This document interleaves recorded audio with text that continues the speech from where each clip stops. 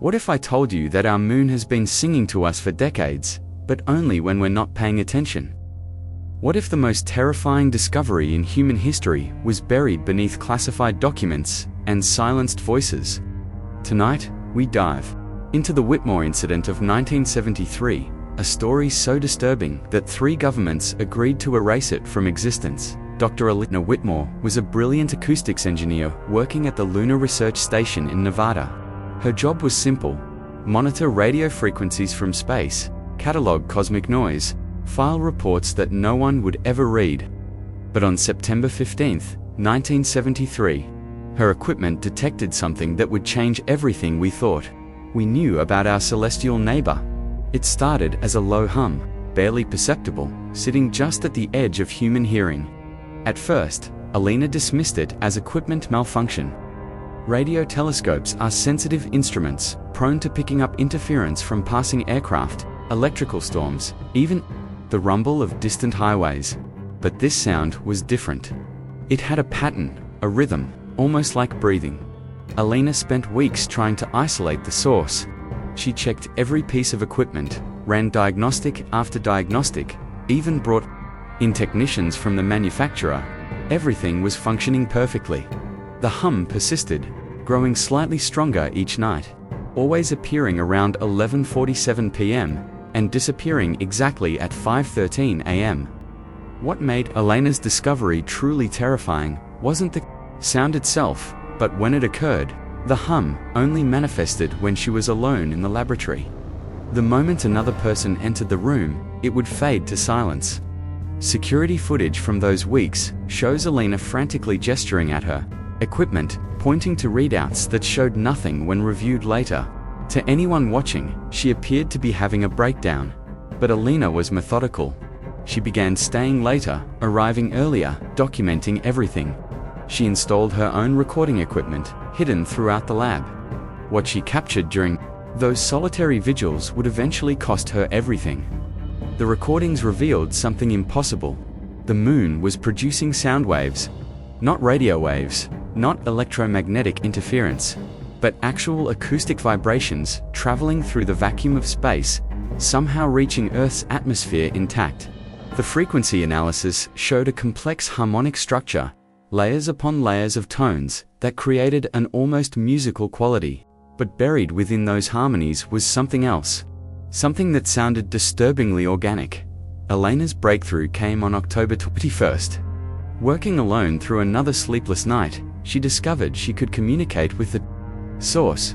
When she hummed back at the same frequency, the moon's song would change, responding to her input like a conversation. The exchange grew more complex each night. The lunar hum began incorporating variations, developing what could only be described as emotional inflections. Then came the night Elena made her most horrifying discovery. Using advanced spectral analysis, she isolated individual components. Within the moon's song, hidden beneath the primary frequency, were voices. Human voices.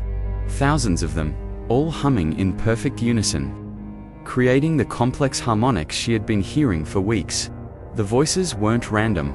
Elena recognized speech patterns, fragments of lullabies, childhood songs from dozens of different cultures and time periods. It was as if every person who had ever looked up at the moon and hummed to themselves had somehow been absorbed into its surface. Their voices trapped in an eternal chorus, audible only to those truly alone. Elena's research notes from this period reveal her growing paranoia and fascination. She wrote about feeling watched during her nighttime sessions, about the moon seeming to pulse in rhythm with her heartbeat when she stepped outside.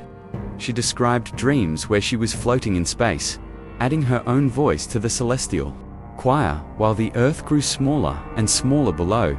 The official story is that Dr. Elena Whitmore suffered a nervous breakdown in late October 1973. She was found unconscious in her laboratory on November 3rd, surrounded by pages and pages of musical notation, transcribing the moon's song with obsessive detail. The transcription filled over 600 sheets of paper, creating a composition that would take nearly 8 hours to perform in its entirety. Elena was quietly transferred to a psychiatric facility. Her research was classified, her equipment confiscated, her discovery buried beneath layers of bureaucracy and medical reports detailing stress-induced auditory hallucinations. The official investigation concluded that prolonged isolation and pressure had caused Dr. Whitmore to create an elaborate fantasy to cope with the monotony of her work. But here's what the pre-official reports don't mention. 3 other researchers at different facilities around the world reported similar phenomena during the same time period. Dr. Yuki Tanaka in Japan, Professor Hans Müller in Germany, and Dr. Sarah Chen in Australia all documented identical acoustic anomalies from lunar observations. All were working alone during night shifts. All described the same humming frequency. All were quietly removed from their positions and their research classified. The conspiracy deepens.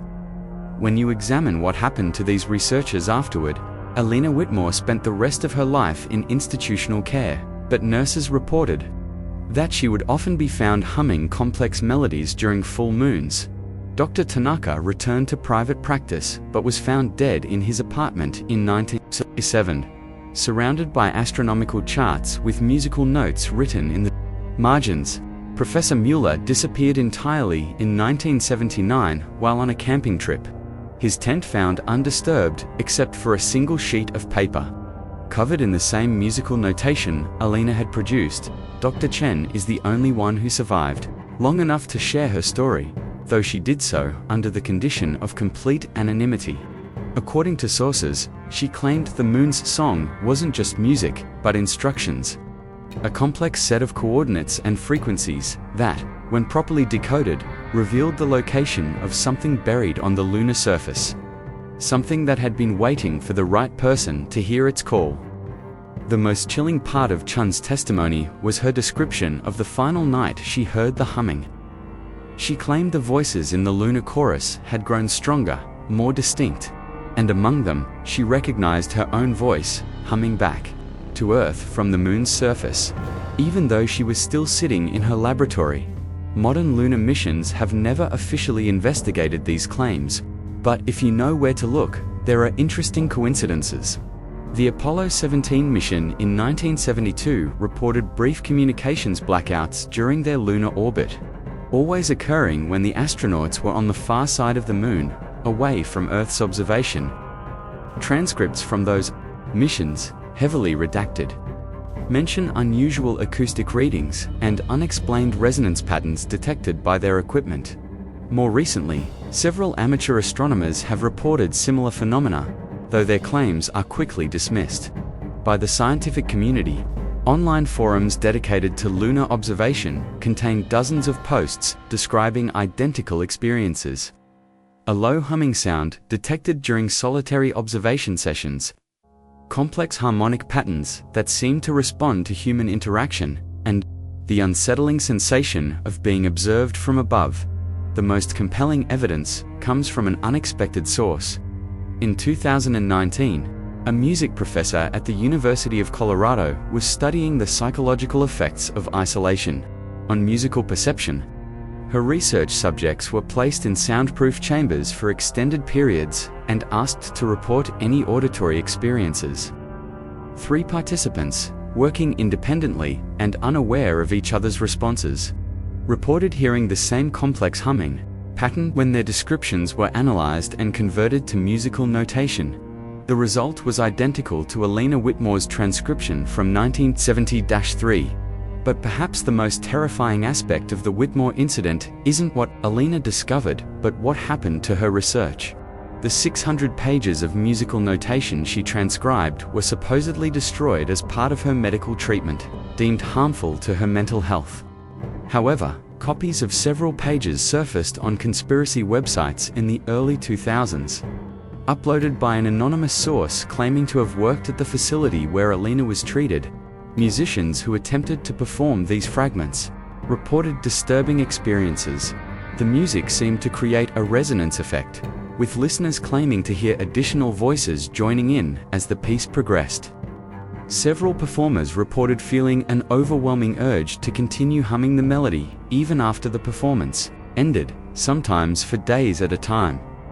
The anonymous source who leaked Alina's notation also provided one final chilling detail.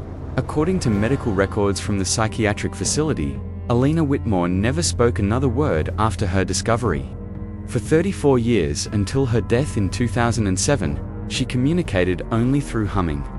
The nursing staff noted that her humming would intensify during lunar phases, creating complex harmonies that seemed to fill the entire wing of the facility. Alina died on a night when the moon was full, found peacefully in her room, still humming. The attending nurse reported that for several minutes after Alina's death, other patients throughout the facility continued humming her melody, creating an ethereal chorus that gradually faded to silence as the moon set. If the Whitmore incident was merely the delusion of an isolated researcher, why the coordinated cover-up? Why were 4 different scientists in 4 different countries all removed from their positions for reporting identical phenomena? Why does every space agency in the world maintain such strict protocols about solo lunar observations? And why, if you know the right frequency to listen for, can you still hear the moon humming on clear, quiet nights when you're completely alone?